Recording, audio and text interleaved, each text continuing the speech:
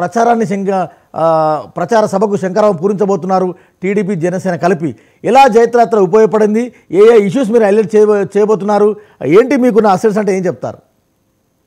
ఇది రాజకీయానికి ఉపయోగపడే యాత్ర కాదండి, ప్రజల కష్టాలు తెలుసుకోవడానికి. ఏదైతే వైకాపా బాధితులు బయటికి వచ్చి ఎవరైనా మాట్లాడాలంటే ఏ విధంగా కేసులు పెడుతున్నారు, బయటికి వచ్చి ఎవరైనా ప్రభుత్వంగా వ్యతిరేకంగా సోషల్ మీడియాలో ఒక పోస్ట్ పెట్టాలంటే ఏ విధంగా వారిని క్యారెక్టర్ అసాసినేట్ చేస్తున్నారు, బయటకు వచ్చి ఎవరైనా ప్రజల తరపు నిలబడాలంటే ఏ విధంగా వారిని ఇబ్బంది పెడుతున్నారు. వారందరిలో కూడా ధైర్యం తేవాలి, వారిని చైతన్యవంతులు తేవాలి, పబ్లిక్ ని అవేర్నెస్ తీసుకురావాలి, వారిని పోరాటంలోకి తీసుకురావాలనే ఒక ఉద్దేశంతో యువగలం పాదయాత్ర ఎవరైతే నారా లోకేష్ గారు మొదలు పెట్టడం జరిగింది. ఆ రోజు ఏ రోజైతే కుప్పంలో మొదలు పెట్టామో ఆ రోజు ఆ యాత్ర జరగకూడదని జీవో 1 తీసుకొచ్చారు. ఆయన మైక్ వ్యాన్ లాక్కున్నారు, స్టూల్ లాక్కున్నారు, చివరికి సౌండ్ వెహికల్స్ లాక్కున్నారు, కేసులు పెట్టారు. మేము యాత్ర చేస్తుంటే మాకు ఎదురుగా వైకాపా వాళ్ళు వచ్చి మా మీద మాకు ఎదురుగా వైకాపా జెండాలు తీసుకొని వచ్చిన వాళ్ళని వదిలేసి మా మీద కేసు పెట్టి మా వాళ్ళని లోపల పెట్టిన అద్భుతమైన సంఘటనల్ని ఈ వైకాపా ప్రభుత్వంలోనే చూసాం.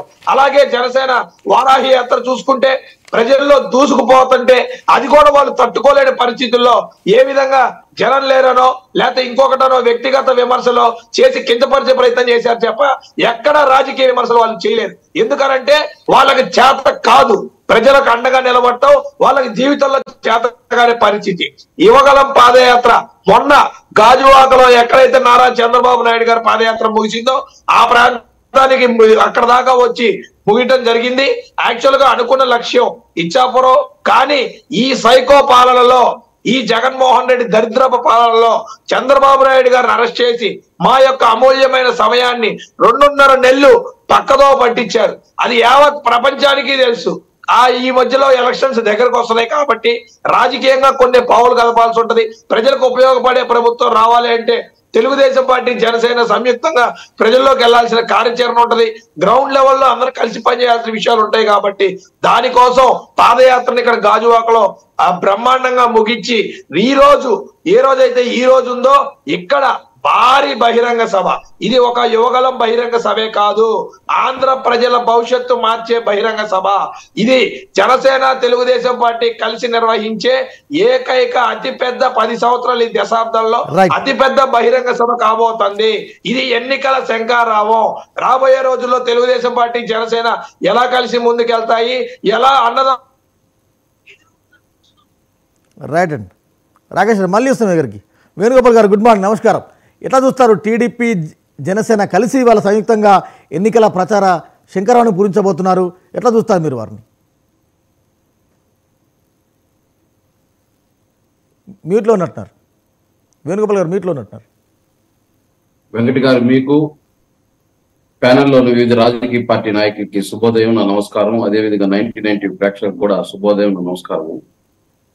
వెంకట గారు, రాకేష్ గా గట్టిగా అరిస్తే ఏదో యువగలం సక్సెస్ అయిపోయినట్టుగా జనం నమ్ముతారు అనుకునే ప్రయత్నం చేస్తున్నాడు. ఇక్కడ యువగలం సక్సెస్ లేదు. ఒక నాయన్ని అరెస్ట్ చేసి ఎత్తుకొని ఢిల్లీలో పోయి ఒక 2 నెలలు ఉండి మళ్ళీ వచ్చి యువగలం అంటూ ఒక 15 రోజులు 20 రోజులు చేసేసి ముగిసేసింది అంటున్నారు. ఈరోజు లోకేష్ గారి యువగలమైన, పవన్ కళ్యాణ్ వారాహి అయినా, చంద్రబాబు నాయుడు బస్సు యాత్ర అయినా చూసాం. ప్రజలు ఎంత ఆదరించారో, ప్రజలు ప్రతిపక్షాన్ని ఏ విధంగా జనాన్ని తరలించారో మనం చూడడం జరిగింది. ఆ తొక్కిసలాట్లో ఎవరు తరలించే దాంట్లో వాళ్ళకి చీరలు ఇస్తాము, రైకులు ఇస్తామని చెప్పి పిలిపించి వాళ్ళు ఏ విధంగా పోలీస్ బందోబస్తు లేకుండా ఏ విధంగా చేసుకున్నారో దాంట్లో అవాంఛనీయ సంఘటనలు చూసాం.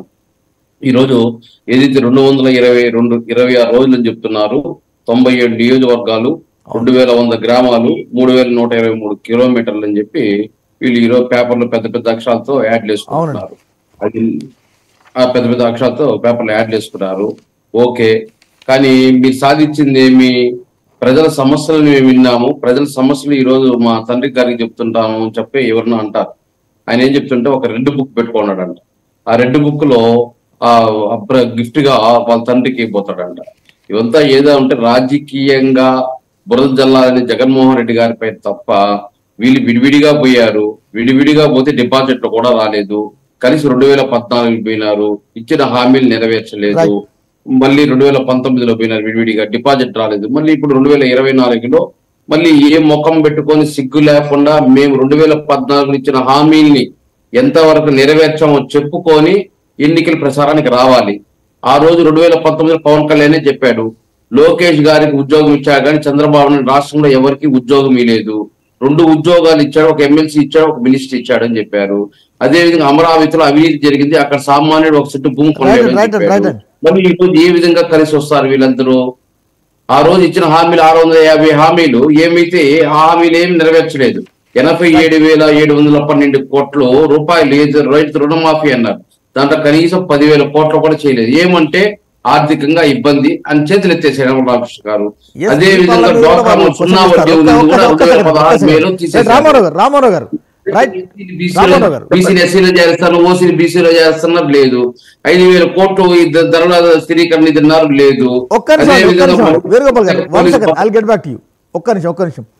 రామారావు గారు ఎట్లా చూస్తారు? యువగలం పాదయాత్ర ముగింపు సభ జరగబోతుంది.